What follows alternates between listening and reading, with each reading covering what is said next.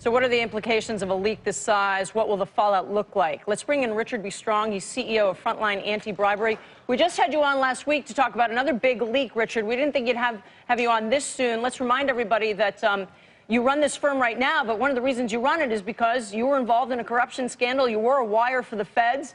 You served time, and now you do consulting on this. Tell me something. When you look at this leak, how did this happen? Is this an inside job, somebody inside who's angry and wants the world to know, or is this some really good hacker? Can you tell?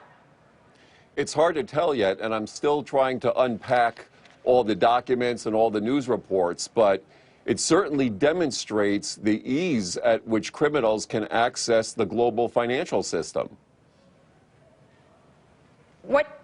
And what else? What are your other observations? Are you surprised that there aren't any Americans thus far? I am. However, the law firm does have an office in Miami, and there are other tax shelters and trusts that have been identified in the United States. So there certainly is going to be a U.S. wave to this. But I think the first wave that we're going to see is enormous international pressure on Panama to shore up its anti-money laundering legislation and enforcement. So that's probably going to be the first wave that we see. And we've seen this before. If you look at Swiss banking secrecy laws, for example, and we've seen the tremendous movement that Switzerland has now made toward banking transparency. So it can be done, but as we learned with Switzerland, it certainly takes time. Well, you can go after Panama, Richard, and even if you succeed, then a center like this will probably pop up somewhere else in the world. You want to capture the end use or the beginning use of the money, I would imagine. What would be the best strategies to do that? And that's a great question, and that's going to be the real challenge, because in many of these countries, well, as we're already seeing, some of the roads are pointing to the political leadership.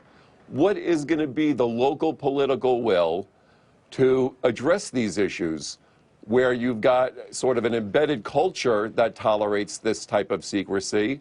You have a lack of legislation, and you certainly don't have the investigatory and prosecutorial resources to really address this type of money laundering and banking secrecy. Or maybe not even the will, Richard, right? I think about Russia. Do they even have the will to seek this out? When you see all of these friends of Vladimir Putin who seem to hold a large number of assets, beyond the obvious, what do you think? Well, Michelle, you're absolutely right. And that's where it starts, political will.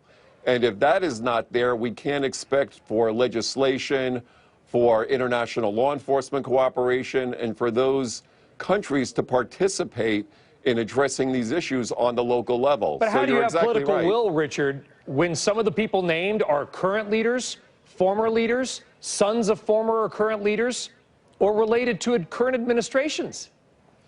Well, maybe we have to look at Brazil and Petrobras, where you have a national corruption scandal and where you have millions of people protesting in the streets about the corruption of the political leadership. So maybe in some countries that's what it needs to come down to, as we see the tempo of these international corruption cases starting to quicken. In fact, we see some of the people in FIFA that are in this set of documents, so it's almost like these corruption scandals are starting to bump into each other. I start to get a sense, Richard, of why it is that Vladimir Putin may never want to leave office. I mean, 20 or 30 years ago, leaders were allowed to go into exile, right, and sit on a porch somewhere. But if he ever leaves office, could he not be prosecuted? I mean, the asymmetric risks for him are so high. Why would he ever want to leave? Then he'd have to face potential charges.